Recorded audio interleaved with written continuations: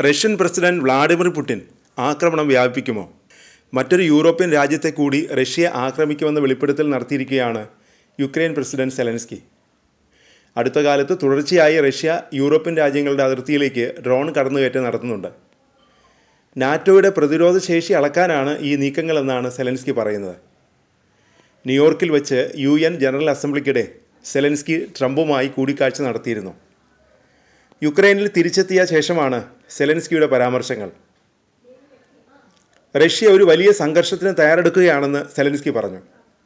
യുക്രൈനിലെ യുദ്ധം പൂർത്തിയാക്കാൻ പുടിൻ കാത്തിരിക്കില്ല. അദ്ദേഹം മറ്റൊരു രാജ്യത്തെ ആക്രമിക്കും. ആർക്കും എവിടെയാണ് ആക്രമിക്കുക എന്നറിയില്ല, എന്നാൽ അദ്ദേഹം ആക്രമിക്കും, സെലൻസ്കി പറഞ്ഞു. ഡെൻമാർക്ക്, പോളണ്ട്, റൊമാനിയ എന്നിവിടങ്ങളിൽ ഡ്രോൺ സാന്നിധ്യമുണ്ടായി. റഷ്യൻ യുദ്ധവിമാനങ്ങൾ എസ്റ്റോണിയൻ വ്യോമാതിർത്തി ലംഘിച്ചു. റഷ്യ യൂറോപ്പിൻ്റെ പ്രതിരോധശേഷി അളക്കാനുള്ള ശ്രമം മനഃപൂർവ്വം നടത്തുകയാണെന്നാണ് സെലൻസ്കി പറയുന്നത്. വെള്ളിയാഴ്ച രാത്രി ഒരു ഡാനിഷ് സൈനിക താവളത്തിന് മുകളിലും ശനിയാഴ്ച ഒരു നോർവീജിയൻ താവളത്തിന് മുകളിലും കൂടുതൽ ഡ്രോണുകൾ കണ്ടെത്തി.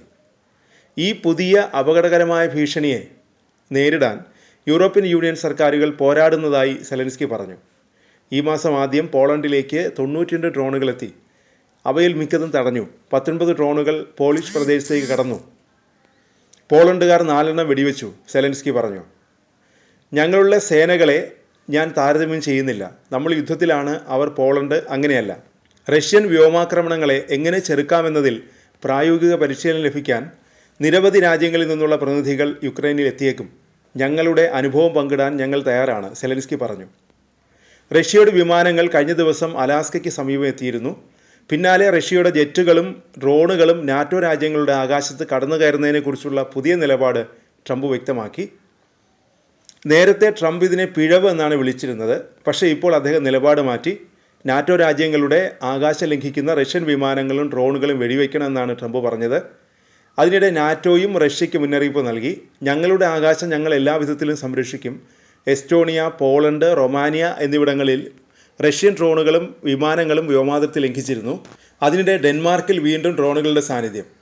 ഞായറാഴ്ച രാത്രിയിൽ തങ്ങളുടെ സായുധ സേനയുടെ നിരവധി ഇടങ്ങളിൽ ഡ്രോണുകൾ കണ്ടെത്തിയതായി ഡാനിഷ് പ്രതിരോധ മന്ത്രാലയം അറിയിച്ചു. ഡ്രോണുകളുടെ എണ്ണത്തെക്കുറിച്ചോ കണ്ടെത്തിയ സ്ഥലങ്ങളെക്കുറിച്ചോ വ്യക്തമാക്കിയിട്ടില്ല. ഡ്രോൺ സാന്നിധ്യം സ്ഥിരീകരിച്ചതിനെ തുടർന്ന് ബാൾട്ടിക് മേഖലയിൽ നാറ്റോ ജാഗ്രത വർദ്ധിപ്പിച്ചു.